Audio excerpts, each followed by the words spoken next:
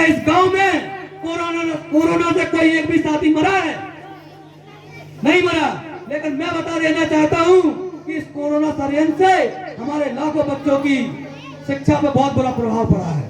ये सोचने की बात है साथियों, हम आज यहाँ भाषण देने नहीं आए, हम आज यहाँ बताने आए हैं आप लोगों को कि सरकार की नीति क्या है।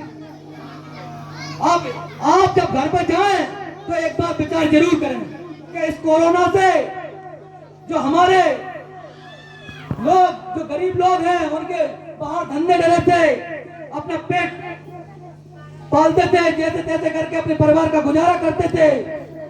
लेकिन इस लॉकडाउन के चक्कर में 2-3 साल उनके धंधे बंद रहे, जिससे क्या हुआ, जिससे हमारे लोग वास्तविकता में आर्थिक रूप से कमजोर हुए।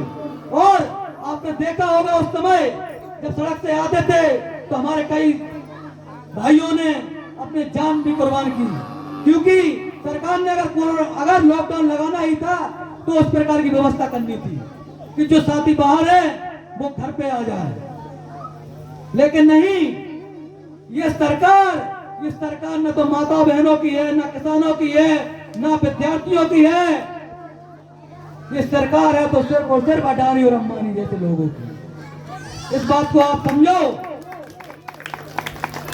कहते हैं कि जलते घरों को देखने वालों, भूत का चप्पर आपका है। जलते घरों को देखने वालों, भूत का चप्पर आपका है।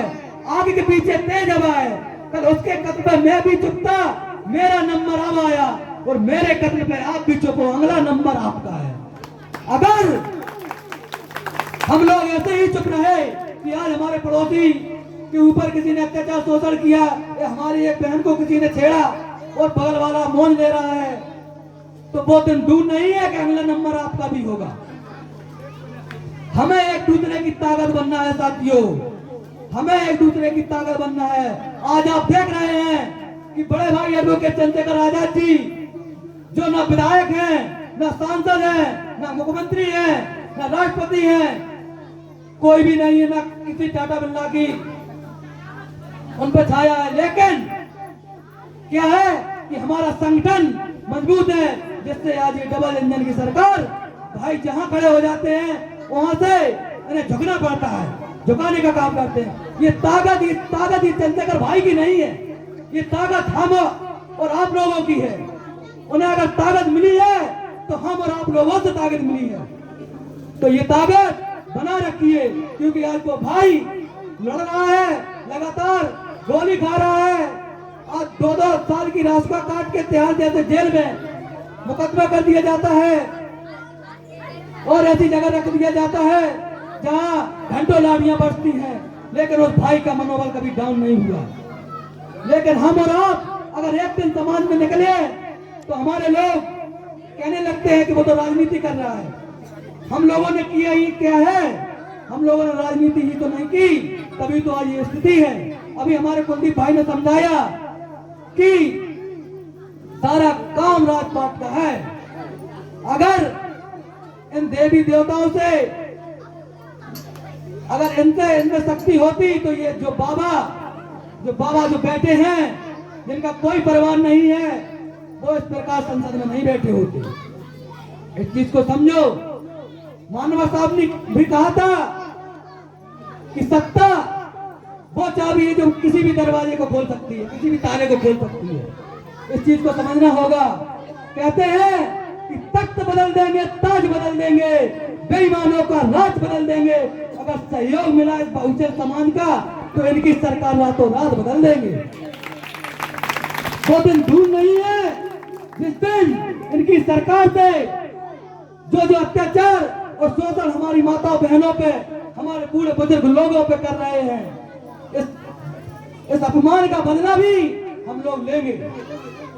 वो बदला कैसे लेना है, उसी के लिए हमारे साथी गांव-गांव जाके, यहाँ नुक्कड़ सभा करके अपने लोगों को बता रहे हैं कि जो वोट बाबा साहब हमें एक ऐसा हथियार दे गए थे, वोट का अधिकार, इसे हम लोग ऐसे ही कहते थे। ये वोट नहीं है, ये हमारी माता बहनों की इज्जत है, हमारे बूढ़े बुजुर्ग लोगों का सम्मान है।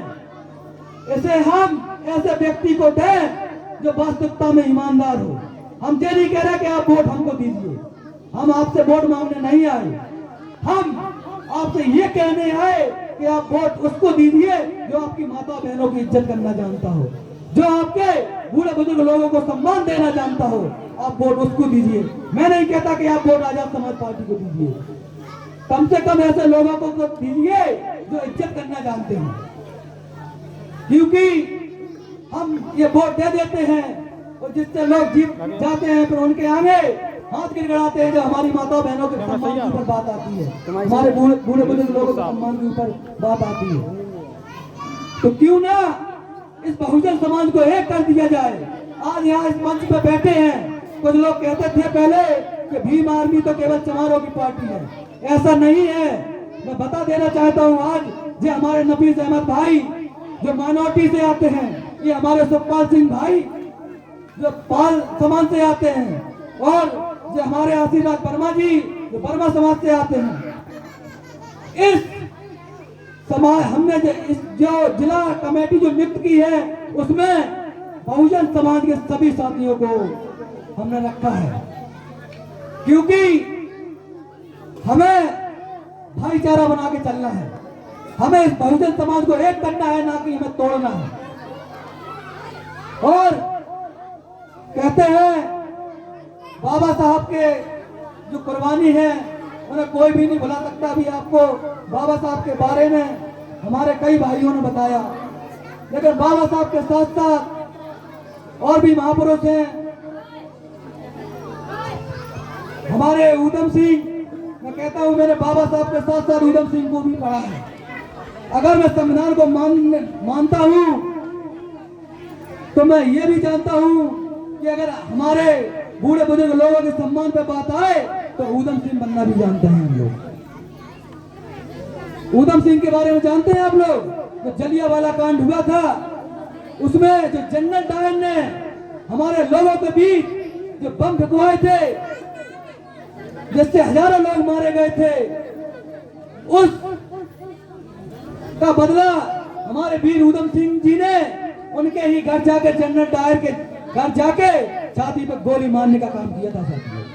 तो हम लोग ऐसे कौम से आते हैं जिनका इतिहास बहुत गहरा है, लेकिन हमारे लोग ये डबल इंजन की सरकार न तो हमारा इतिहास बताती है और न ये टीवी पे कभी आपने संविधान बताते हुए नहीं सुना होगा। ये बहुत चीजें दिखाएंगे जिससे आप मानसिक रूप से गुलाम हैं।